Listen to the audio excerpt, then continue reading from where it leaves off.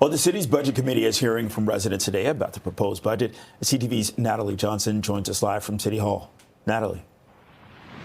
Hi, Bakari. That's right. This is the chance for the public to weigh in on the city's spending plan for 2026. We've heard from dozens of Torontonians here at City Hall so far today, weighing in on everything from shelter spaces to arts funding and the overall spending direction of the city. Ultimately, they've had a couple of weeks to digest the contents of this budget. It was first released on January 8th, and at that time it became clear that a 2.2% property tax hike was on the table. Some of the other big ticket items include a TTC fare freeze for the third year in a row, boosted transit service, expanded library hours, among other things.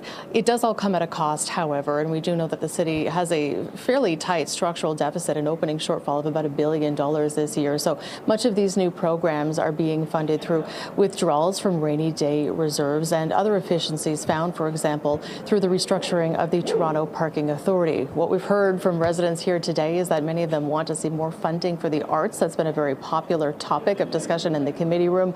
Otherwise, mental health supports and shelter supports. Here's more from Councillor Chris Moyes.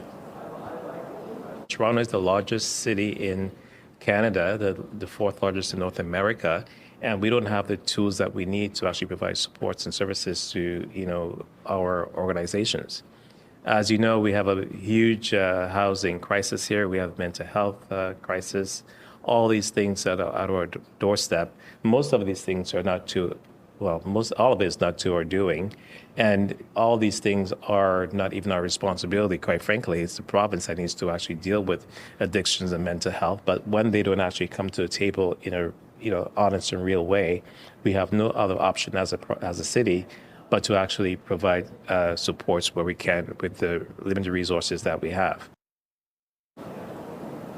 And so the city councillors who are part of this budget committee can take the feedback that they've heard from residents and make some changes to the spending plan, although they are the first to acknowledge that this is a very tight budget. It continues to be a very tight financial situation at the city, and there are other factors that have exacerbated that this year, including, for example, low TTC ridership, which has made a hit to the fare box. Also, the cancellation of the speed camera program, which also results in a dip in revenue from that source.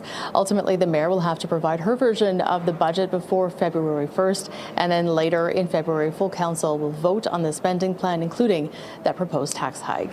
At City Hall, I'm Natalie Johnson. Bakari, over to you. Okay, Natalie, thank you very much.